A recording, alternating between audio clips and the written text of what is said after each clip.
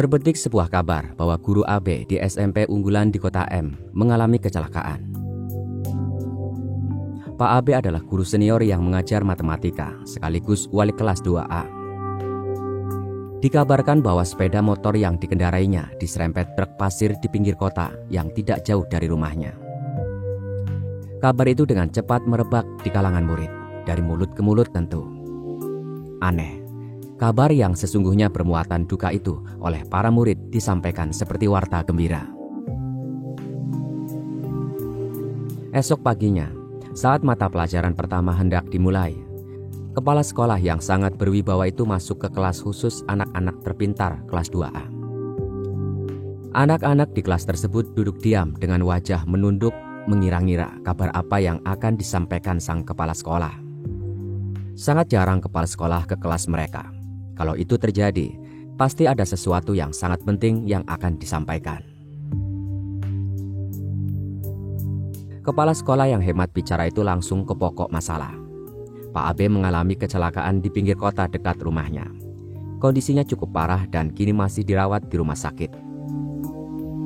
Kepala sekolah meminta para murid mendoakan agar Pak AB lekas sembuh dan segera bisa kembali mengajar di sekolah ini. Untuk sementara, guru lain yang akan mengajar matematika sekaligus menjadi wali kelas pengganti. Sebelum angkat kaki, kepala sekolah berpesan agar murid-murid tetap tertib.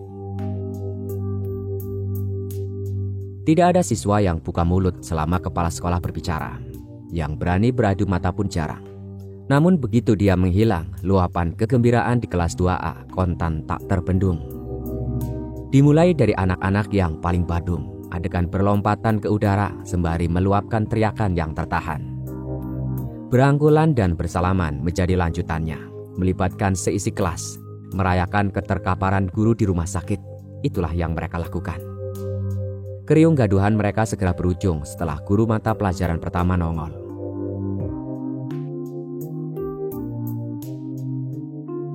Pak AB adalah guru senior yang sejak awal mengajar matematika di SMP tersebut.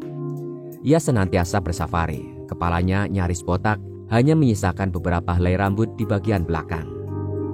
Jalannya lamban dan terdengar klotak-letuk dari sepatu laras yang selalu mengkilap. Tetapi kalau menampar, gerakannya secepat buaya menyambar mangsa.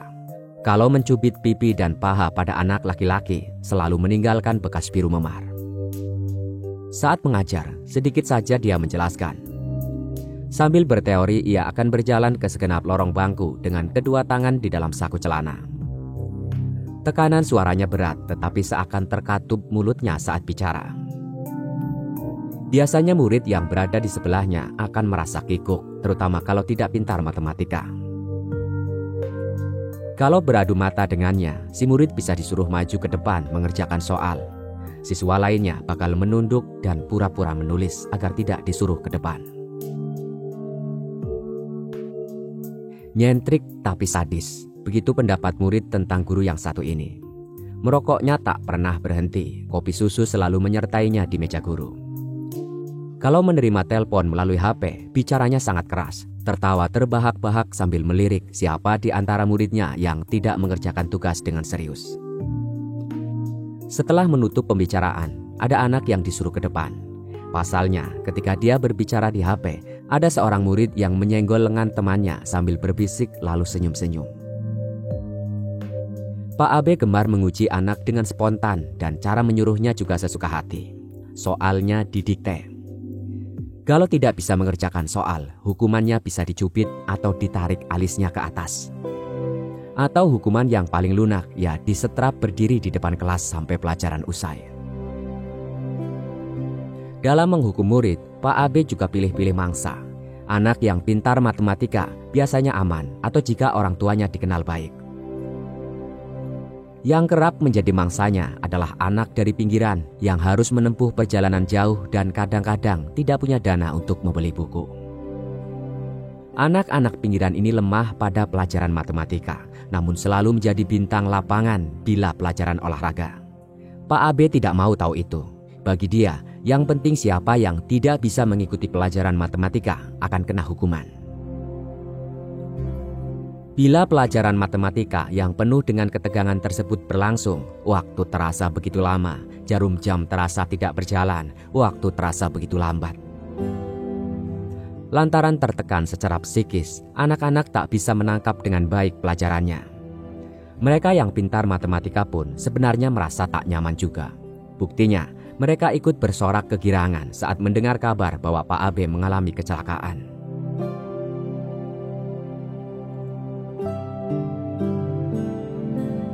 Sudah 2 pekan guru Abe terbaring di rumah sakit. Anak-anak kelas lain sudah membesuk, sementara murid kelas 2A belum melongok. Sebenarnya ide membesuk wali kelas sudah ada, hanya mereka belum bergerak. Sebab menurut siswa kelas lain yang sudah melihat, kondisi Pak Abe masih payah betul. Jadi niscaya masih akan lama di rumah sakit. 2 hari berselang saat pelajaran pertama matematika akan dimulai, jantung anak-anak kelas 2A berdegup kencang. Seperti melihat hantu saja mereka. Pak Abe muncul, ditopang sebuah kruk di ketiak kanan. Ia melangkah tertatih-tatih, kaki kanannya yang masih terbalut gips diseretnya. Pasti kesakitan ia melakukannya. Safari coklat tetap ia kenakan, plester luka masih menempel di gitaran kening dan kedua tangannya. Luka-luka yang sudah kering nampak di beberapa titik di tubuhnya. Tentu sangat syarat beban deritanya. Kebekuan menyergap kelas waktu dia bergerak ke depan dengan gaya seperti robot yang belum rampung dibuat. Sesampai di sana ia berputar menghadap murid. Senyumnya sinis, tak ada yang berani menatap matanya. "Kalian pikir saya mati ya? Senang ya seperti ini? Siapkan kertas dan ballpoint. Ulangan sekarang," ucapnya. Kebekuan kian menggigit selama para siswa mengerjakan ulangan. Untuk kali pertama Pak Abe tidak mondar-mandir lagi di lorong bangku. Ia kini duduk di atas bangku guru ditopang tongkat. Kendati tampak letih, matanya tak kalah awas dari sebelumnya. Murid-murid kelas 2A seperti murid kelas lain tak habis pikir mengapa Pak Abe begitu cepat keluar dari rumah sakit. Mereka pun heran karena kondisi kesehatan Pak Abe lekas membaik. Satu lagi, semangat mengajar guru itu begitu besar. Lihatlah, setelah pulih dan keluar dari rumah sakit, tak sekalipun ia mangkir. Persis seperti sebelumnya. Rapor dibagikan saat kenaikan kelas. Sebagai wali kelas, Pak Abe membagikan rapor anak kelas 2A. Ia mengumumkan secara singkat bahwa khusus kelas ini nilai matematika hanya 2 jenis, 10 atau 4. Anak-anak membuka rapor, yang beroleh 10 berseru girang, sedangkan yang mendapat nilai 4 tertunduk lemas. Kabut kelabu segera menggayut di kelas karena yang bernilai 10 sekitar 20%. Penyesalan kenapa dulu tak besuk muncul di hati beberapa anak yang nilainya jeblok.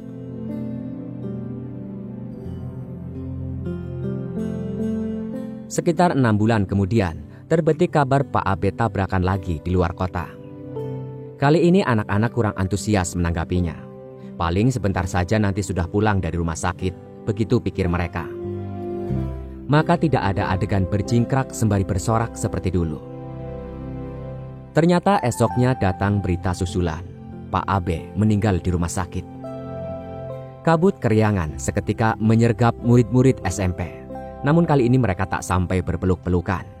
Pasalnya, ya tak pantas merayakan kematian tragis guru sendiri. Kendati guru killer itu tak mereka hormati.